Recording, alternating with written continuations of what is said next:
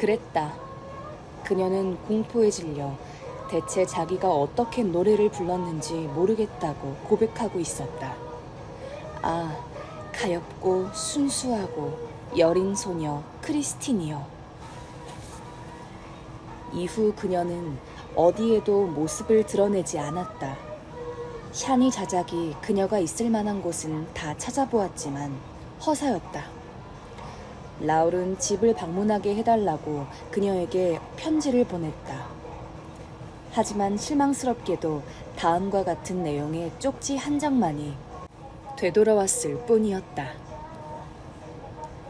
제 스카프를 찾아주려고 바다로 뛰어들었던 소년을 잊지 않고 있습니다. 오늘 신성한 의무를 다하러 페로스로 떠나기 전에 급히 당신에게 편지를 씁니다. 내일은 가엾은 우리 아버지의 기일입니다. 당신도 아버지를 기억하실 거예요. 어릴 적 당신을 무척이나 아꼈으니까요.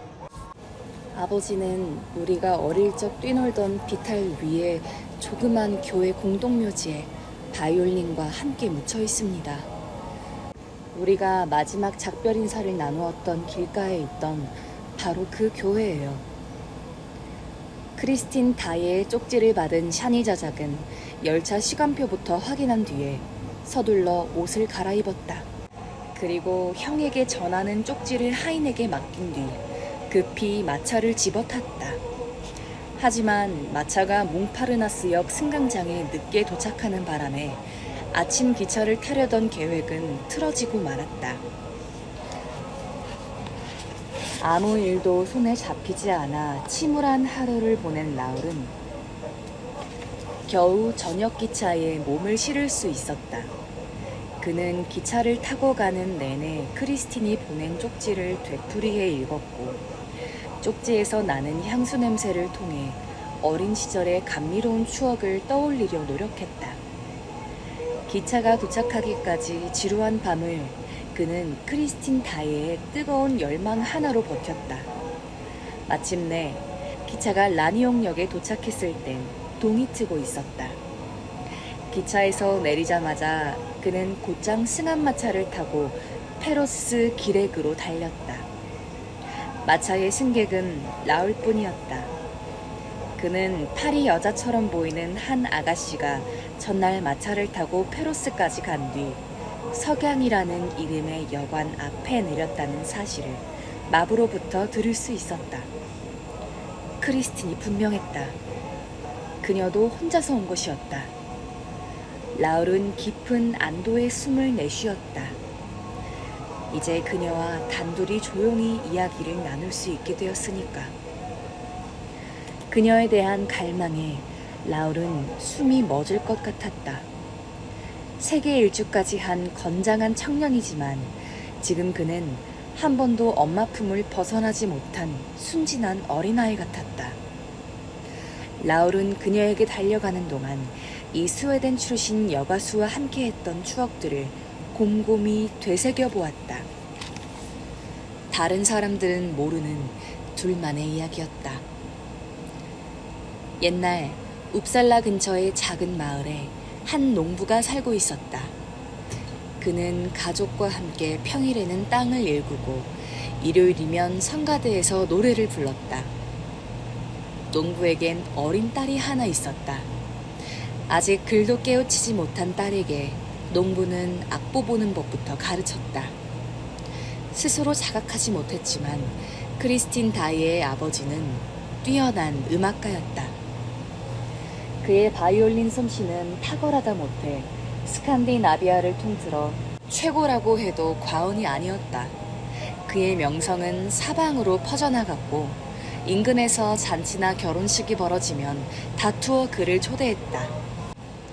병약했던 다혜양의 어머니는 딸이 6살이 되던 해에 세상을 떠났다.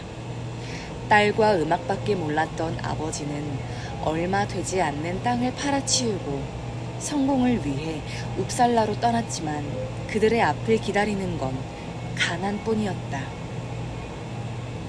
결국 시골 마을로 다시 돌아온 다혜 씨는 스칸디나비아풍의 멜로디를 연주하며 장터를 떠돌기 시작했다.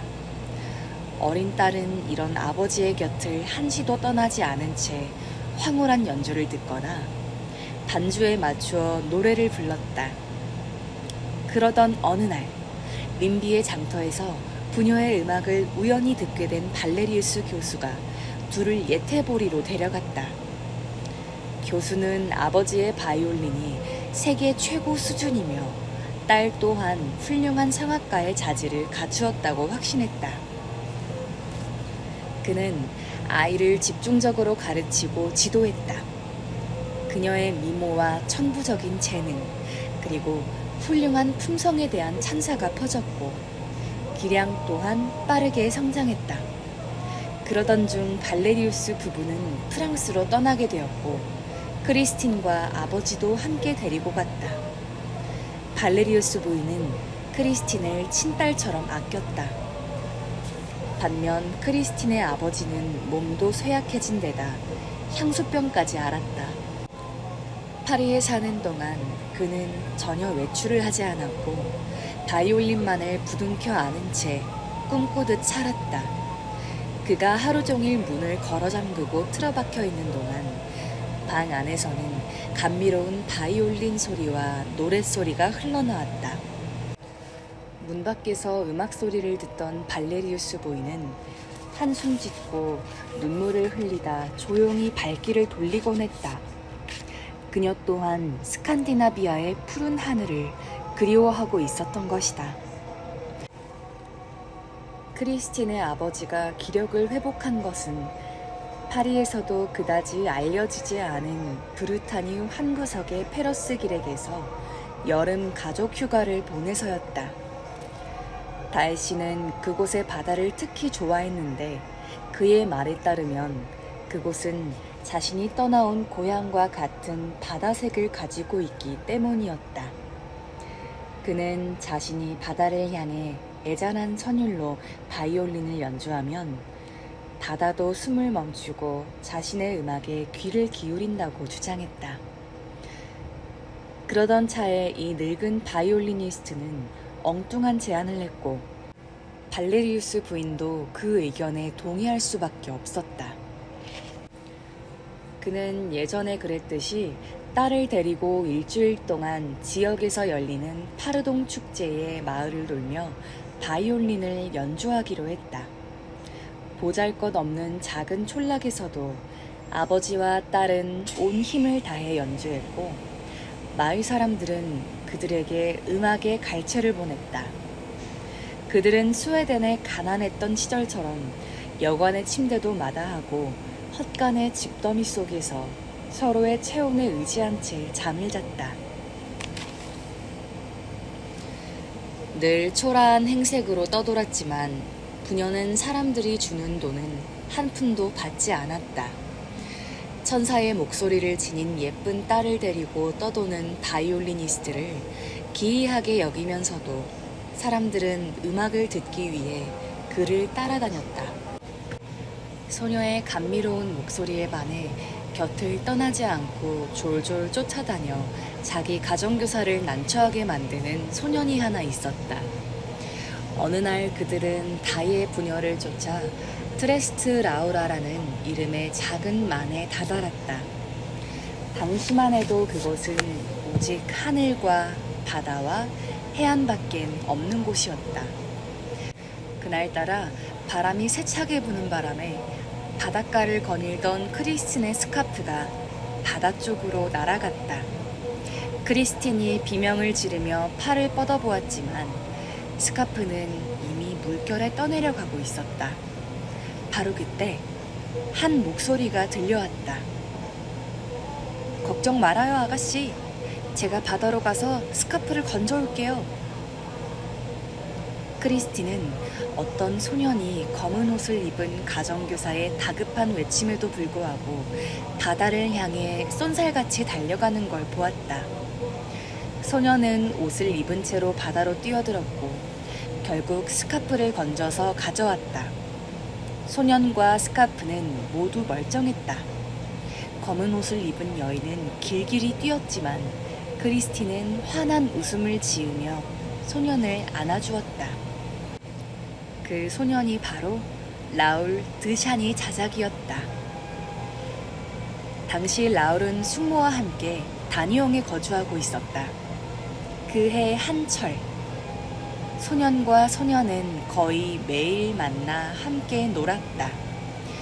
마침 숙모의 제안과 발레리우스 교수의 중재로 크리스틴의 아버지가 어린 자작에게 바이올린을 가르쳐 주기로 했다.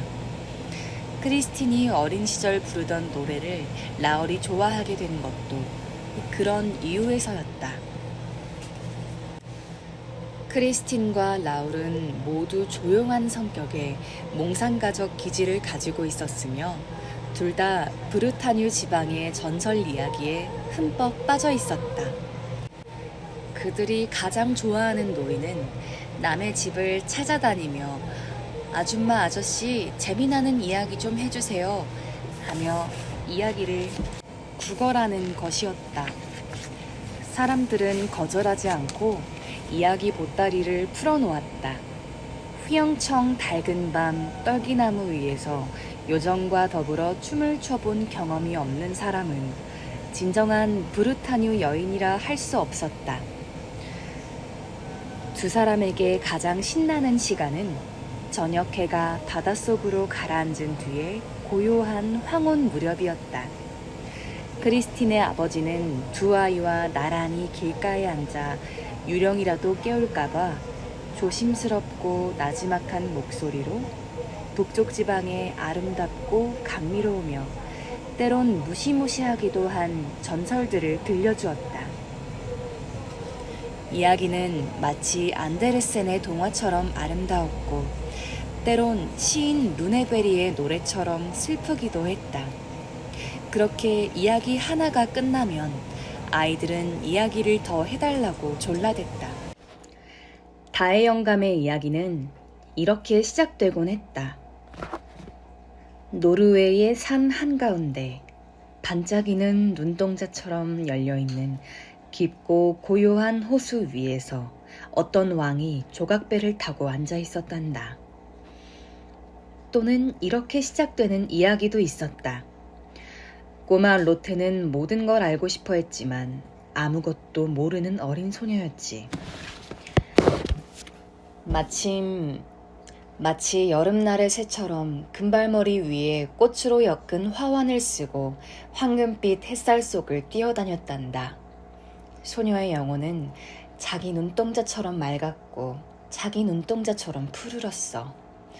그녀는 엄마 앞에서 응석을 부리고 인형을 어루만지는 걸 좋아했지. 그리고 옷과 빨간 구두와 바이올린도 좋아했어. 하지만 그 무엇보다 음악의 천사가 들려주는 노래와 함께 잠드는 걸 가장 좋아했단다. 크리스틴의 아버지가 이야기를 들려주는 동안 라울은 크리스틴의 푸른 눈동자와 금발 머리카락을 황홀하게 바라보고 있었다. 반면 크리스틴은 천사의 음악을 들으며 잠든 로테가 얼마나 행복할까 하는 상상에 잠기곤 했다. 크리스틴의 아버지의 이야기에는 언제나 음악의 천사가 등장했다. 아이들은 이야기 속에 반복해 등장하는 천사에 대해 더 많은 걸 알고 싶어 했다. 크리스틴의 아버지는 위대한 음악가나 예술가들은 살면서 누구나 한 번쯤 이 음악의 천사의 방문을 받는다고 했다. 이따금 천사는 요람 속에 잠든 아이에게 입을 맞추기도 하는데 어린 로테가 그런 경우였다. 때로 6살짜리 아이가 50살의 음악가보다 멋지게 바이올린을 연주하는 것도 이 때문이었다.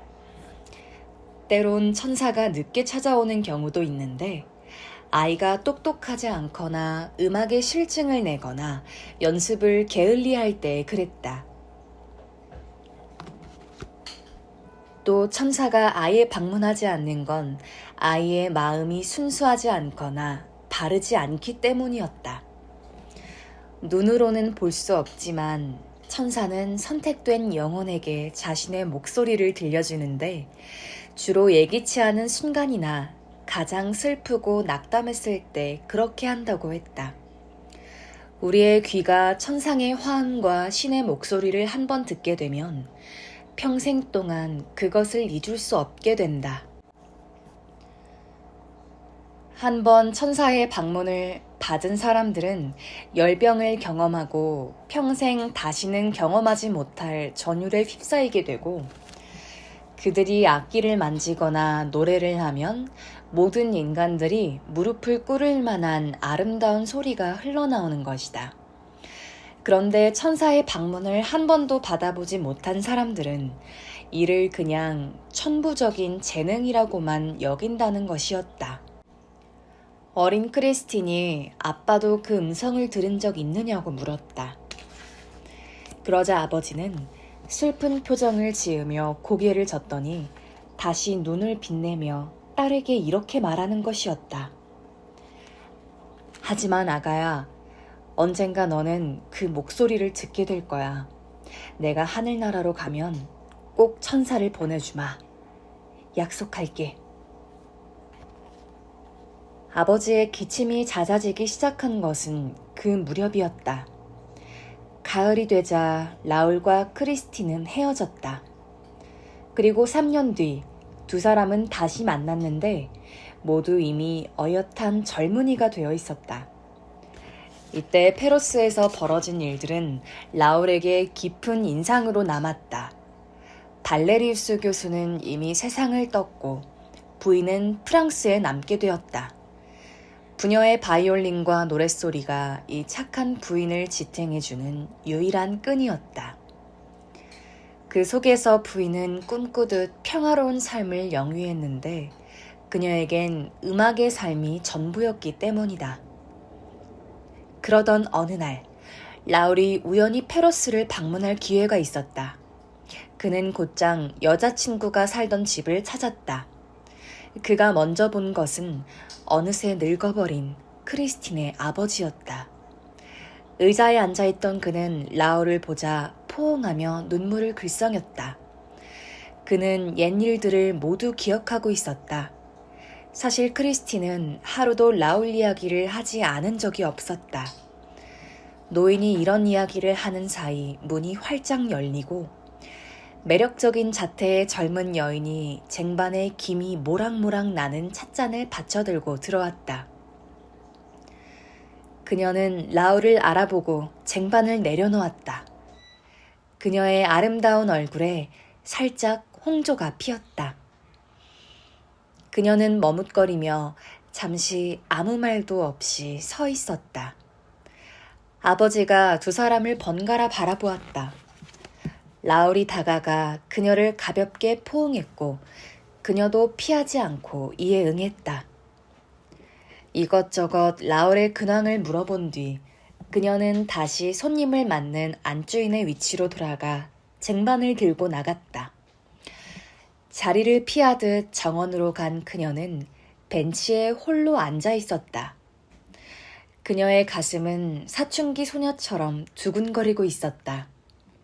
잠시 후 라울이 그녀에게로 와서 벤치에 앉았고 둘은 저녁까지 서먹한 대화를 이어갔다. 두 사람 모두 많이 변했었기 때문에 어릴 적의 관계를 되찾기는 매우 힘들었다. 이렇게 둘은 가슴속에서 피어나는 진짜 감정을 숨긴 채 의례적 언사만을 주고받으며 시간을 보냈다. 마침내 길가에서 작별 인사를 나누게 되었을 때 라울이 크리스틴의 떨리는 손에 정중히 키스를 하며 말했다. 절대로 당신을 잊지 않을 겁니다, 아가씨. 길을 떠나면서 그는 자신의 경솔함을 후회하고 또 후회했다. 크리스틴 다에가 샤니 자작 부인이 될 수 없다는 걸 그도 너무나 잘 알고 있었다. 크리스틴은 아버지에게 돌아와 말했다. 예전에 다정했던 라울이 아닌 것 같아요. 그렇죠, 아버지? 이제 더 이상 그를 사랑하지 않을 거예요. 이후 그녀는 그를 생각하지 않으려 애썼다. 그녀는 모든 순간의 열정을 노래에만 쏟아부었다. 그녀의 실력은 놀랍도록 빠르게 성장했다. 그녀의 노래를 들어본 사람은 모두 그녀가 세계 최고의 가수가 될 거라 예언했다. 하지만 아버지가 갑자기 사망하면서 크리스티는 목소리와 재능과 영감을 모두 잃은 듯했다. 그런 그녀에게도 음악학교에 겨우 입학할 정도의 실력은 남아있었다. 학교에서도 그녀는 큰 두각을 나타내지 못했다. 아무 열정 없이 수업에만 겨우 참석하는 정도였다. 함께 살고 있는 늙은 발레리우스 부인을 기쁘게 해드리기 위해 종종 상을 타오기도 했지만 그녀의 삶은 그 정도에서만 지탱되고 있었다. 라울이 처음 오페라 극장 무대에서 크리스틴을 보았을 때도 예전의 눈부신 아름다움과 사랑스러운 모습은 그대로인데 그녀의 음악은 왠지 예전 같지 않다는 생각을 하며 놀랐다. 그녀는 세상사에 전혀 관심이 없는 듯했다. 라울은 그녀의 노래를 들으러 다녔고 무대 뒤를 따라다녔다. 시선을 끌어보려고 극장 대기실까지 가보았지만 그녀는 그를 알아보지 못했다. 아니, 그녀는 어느 누구도 알아보지 못하는 듯했다. 그냥 무관심이라고만 보기엔 석연치 않은 구석이 있었다. 그녀의 모습은 너무나 아름다워 저절로 탄식이 흘러나왔지만 타고난 소심함 때문에 라울은 사랑의 감정을 인정하는 것조차 힘들었다. 그러던 어느 날, 저녁의 특별한 공연은 그를 벼락 맞은 듯한 충격에 빠뜨리고 말았다. 마치 하늘을 가르고 땅으로 내려온 천사가 목소리만으로 인간의 심장을 송두리째 후벼내는 것 같았다. 그리고 그녀의 대기실 문 뒤에서 남자 목소리는 이렇게 말하고 있었다. 너는 나를 사랑해야만 해. 하지만 대기실에는 아무도 없었다. 제가 당신의 스카프를 건지러 바다로 뛰어들었던 그 소년입니다. 라고 말했을 때 그녀의 웃음소리는 어떤 의미였을까? 그녀는 왜 나에게 쪽지를 보냈을까? 아, 이 언덕길은 왜 이리도 긴 걸까? 이곳은 고난의 새 갈래길. 이곳은 삭막한 광야, 잡초무성한 황무지. 창백한 하늘 및 얼어붙은 풍경. 깨질 듯 바람에 흔들리는 유리창은 귓가에서 부서질 것 같고 덜컹거리며 달리는 합승마차는 왜 이리도 더딘지. 그리고 마침내 눈에 들어온 오두막집과 울타리와 비탈길, 길가의 가로수들. 이제 마지막 갈림길에 들어서면 내리막길이 나오고 바다가 나타날 것이다. 페루스의 작은 마니.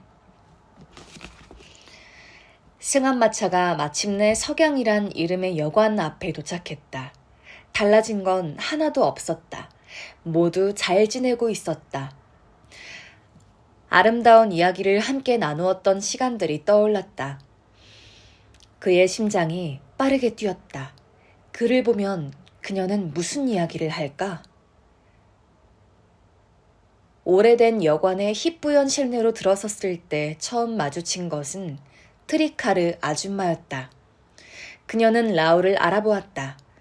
안부를 물은 뒤에 무슨 일로 왔느냐고 물었다. 라울의 얼굴이 빨개졌다. 라니옹에 볼 일이 있어 왔고 온 김에 인사라도 드리려 들렀다고 했다.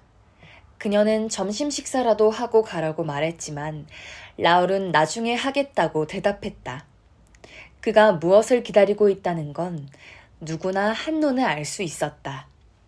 그때 문이 열렸다. 라울이 벌떡 일어섰다. 예상했던 대로 그녀였다. 그는 뭔가 말하려다가 도로 의자에 주저앉았다. 그녀가 그의 눈앞에서 미소 짓고 있었다. 전혀 놀라는 기색이 아니었다. 그녀의 얼굴은 그늘 속의 딸기 마냥 생생하고 발그레한 색을 띠고 있었다. 빨리 걷느라 숨이 찼는지 심장을 감싼 가슴이 조금씩 들썩이고 있었다.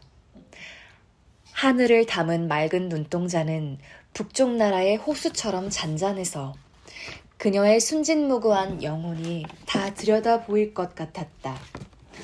입고 있는 모피 외투는 날렵한 곡선을 이루며 여인의 우아한 몸매를 적당히 드러내고 있었다. 크리스틴과 라울은 오랫동안 서로를 마주보았다. 트리카르 아줌마는 웃으며 조용히 자리를 피해 주었다. 크리스틴이 마침내 입을 열었다. 당신이 와준 것이 조금도 놀랍지 않아요. 성당에 다녀오는 길에 여기서 당신을 만나게 될 거라고 예감했어요. 누군가가 일러주었죠. 그래요. 누군가 당신이 도착했다고 내게 말해주었어요. 그게 누구죠? 라울이 크리스틴의 손을 잡아 끌었다.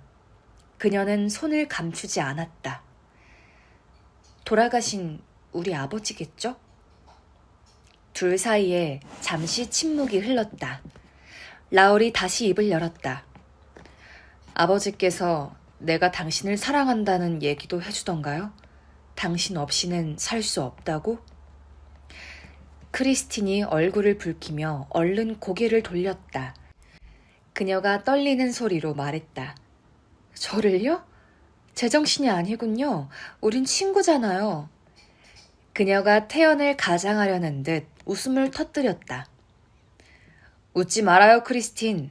난 심각합니다. 그런 말을 듣자고 부른 게 아니었어요. 그녀가 진지한 투로 말했다.